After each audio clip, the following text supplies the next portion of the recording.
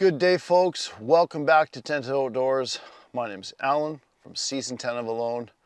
Today's video, Alone, Season 12, Episode 5, starts right now. Folks, I apologize for a less than ideal filming location, but I've been on the road all day, traveling from Invermere to Vancouver to visit my family, and currently I'm filming this in front of my mom's house in East Vancouver. This episode did jump around a lot from player to player, and so I've kind of divided my video up, this week's recap, up into before the storm and after the storm. So this week we started out with Nathan on day 9, and last week he set a trap. He set a deadfall trap called a figure 4 because he was looking to catch a mouse to use as bait for these giant catfish. Now, one of his first scenes was him checking this trap, and there was like a large flattened rodent critter in that trap, and he wasn't sure what it was, but he figured out quite quickly that it was something called an elephant shrew. And man, it was flat as a pancake. So he was excited to get that on the line and throw it out in the water to try and hook one of those giant catfish. There was a bit of awkward foreshadowing. Nathan spoke again about how rain this year is so rare, and he's not worried about building a shelter because of the lack of rain in this area. But as audience members, we all know what's coming. Nathan did bring a bar of soap with him as one of his 10 items, and this season in particular, it sounds like a pretty good idea. So Nathan decides to have a bath because being hygienic is one way to prevent, microorganisms entering your system, either from hand to mouth or hand to eye. So keeping clean, I think, and bringing soap this season might have been a good idea. Now, I don't know about you, but when he went in the water, I was kind of nervous because we had another contestant early on who went in the water to I think get a fish hook and ended up tapping out. We weren't sure why. So I was a little nervous, wondering if some sort of microorganism would find its way into Nathan's body and potentially make him sick. Nathan's next scene, he checks his fishing line and he finds a large catfish on the end. That shrew bait worked extremely well, and he learned something, and I found this pretty interesting. He's only caught catfish while using bait that's not from the catfish. So using scorpions, grubs, or that shrew he caught is the only way he's catching those fish. So he's pleased with himself for figuring out that the catfish may not prefer their own flesh. So this catfish that Nathan caught provided him with 3,200 calories of protein. Right now in the game, Nathan is looking strong. As Nathan is digging wild tulips, he does notice some warthog sign. He's kind of excited. Then in the distance, he notices some dark clouds coming, and he decides wisely to head back to camp. Next up on the episode is Kelsey, and it's day 10. And she talks about how she wants to catch some fish to add fats and oils to her diet of primarily warthog. And then she talks about how important it is to consume fat for brain function and to aid in your body's ability to digest protein. Kelsey creates a hair elastic out of her archery arm guard and is successful. And she gives her head a good shake, and it worked. Kelsey's next scene is fishing. And she is maybe a tiny bit frustrated because she's seeing fish all around her, but she's unable to catch fish right away. And she speaks about how she feels she's quite a good fisher person, and is surprised that she's not able to catch a fish because she can see them in the water. Shortly after that, she catches, it looked like about a 1 or 2 pound fish. The fish she caught was called a smallmouth yellowfish. Wisely, instead of trying to preserve it or smoke it or somehow save it for a later time, she decides the best place to put that fish is in her belly. So she cooks it up and they show her eating her fish with a giant screwdriver spoon. I think it's really smart that Kelsey is using a utensil to eat her fish instead of using her hand to greatly reduce the chance of a hand to mouth contamination with something you don't want in your guts. I mean, I ate with my hands probably more than I should have out there in season 10. But I did make a fork, and I used the fork or a sharp stick as much as I remembered to. I just remembered there's a picture of my hand during my final med check on day 66, and it's against one of the medic's hands that's obviously clean, and my hand looked completely black. Check it out. I was eating with those hands. So 10 days in, Kelsey is doing great. Kelsey's next scene is constructing some material because she wants to build a bench to watch her ducks in a pond near her camp. And she speaks about something that I like. She speaks about how she doesn't really need a bench, but keeping her mind busy and having something to do keeps her mental game strong. Next up is Doug, and it's day 11. He does this mock Jeopardy scene. So there was a little bit of foreshadowing. He mentions, in regards to his shelter, that he's only been sleeping on the ground underneath the tree. And again, as the audience, we know what's coming. He talks about fishing and goes on a hunt for bait. Now, as he's hunting for his bait, there was a scene where he saw a specific kind of scorpion. I think he said it was a yellow scorpion with small claws. And if he was stung by that scorpion, he would be tapping out because it can cause complete respiratory failure. Pretty scary. Doug's next scene is hand casting, and he's trying a variety of different strategies and a few different spots. And he ends up catching a small catfish. I don't know if you guys noticed, but I like the way Doug was, as he's casting, he was moving his hand and he was giving some good action to the bait. And he wasn't catching fish right away, but he was persistent. He kept fishing and fishing because he knew he would eventually be able to catch a fish, and his persistence paid off. Later in that episode, they show him fishing again, and he catches an additional catfish. Doug is doing well in the game up to this point. Next up in the episode is Douglas. Douglas's first scene is creating a small lure out of a schmog, which is like a bandana type thing that we were allowed to take. And they showed it. It looked pretty good. It looked like kind of like a little jig. And they show him fishing he had like a fishing pole, and with the line tied on the end, looked like he had 15 or 20 feet worth of line on it. And he was just kind of throwing it out there.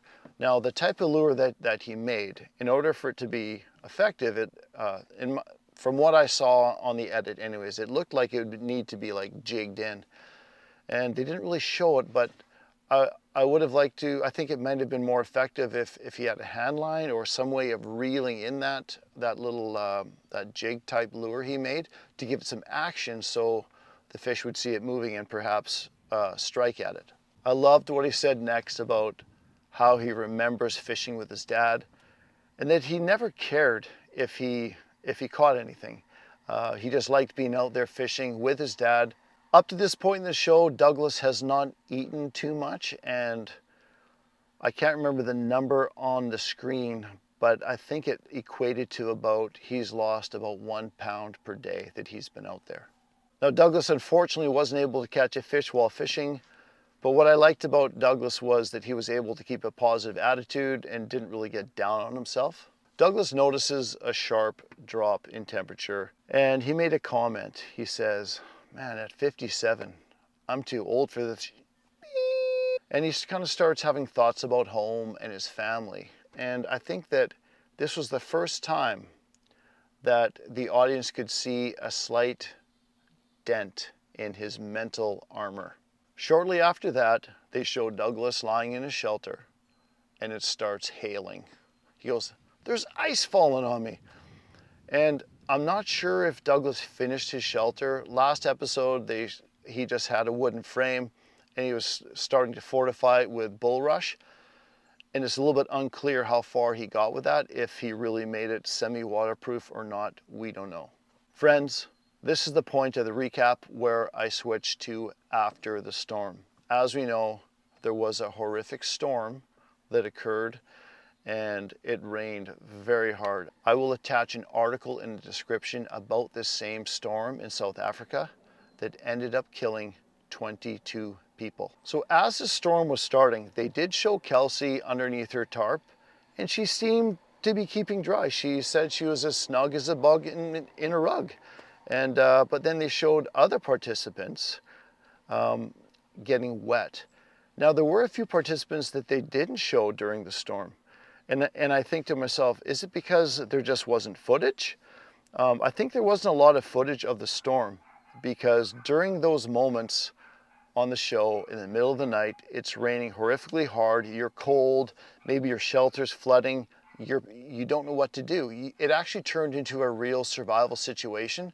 And during real survival situations, do you think people on the show are going to be worried about filming? No, they're going to be worried about surviving, staying warm, keeping their clothing dry, moving their shelter to a different location, finding some sort of shelter nearby. So they did show brief scenes of most of the participants getting wet in the storm, but there were a few that they didn't show. I would think that most, if not all, contestants got wet during the storm, even though the edit doesn't really give a clear picture of exactly what happened to every participant. All right, folks, now we all know that Kelsey decided to construct her shelter in the middle of a dry riverbed.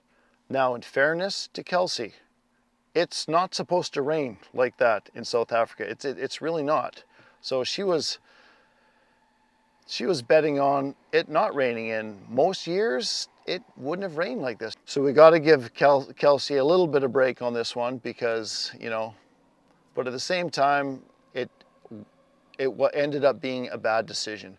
So they showed Kelsey, and thank you Kelsey for filming this during this traumatic time, because I mean, that would be hard to do. Like, it's dark, it's in the middle of the night, and you're flooding, and you took the time to film it for the audience. So that was awesome. So it looked like there was 6 inches to a foot of water running through her shelter. This is an estimate, and it looked pretty bad. And she mentioned something about, man, if this doesn't want to make you tap. Luckily, Kelsey was able to move her shelter, gather everything up, and move her shelter out of that riverbed up to the bank and construct a makeshift shelter, and she toughed out that storm till morning. I mean, during all this, Kelsey still was able to kind of maintain a positive attitude and make some jokes. Like, she said to the camera, she goes, "You know what? I am not as snug as a bug in a rug any longer, and all my stuff is soaked." I think it's impressive that she kept this this light-hearted attitude even during such a stressful time. Now, when she was building her bench, she made a joke about, you know what? You know, if my bench doesn't work out, it's going to make a great drying rack. And the next day after the storm, she's like, I can't believe the joke I made is actually coming to fruition. So she actually used her bench as a drying rack. It was pretty funny. Kelsey admitted that this storm has impacted her mental game.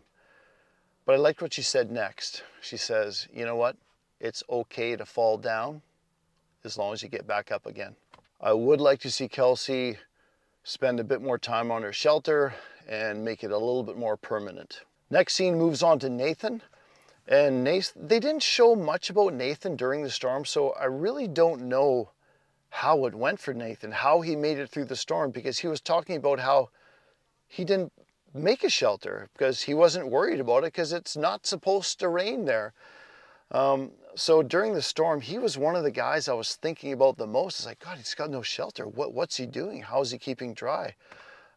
I'd like to know more about this, whether he huddled under a rock or held a rain jacket over his head, or what he did.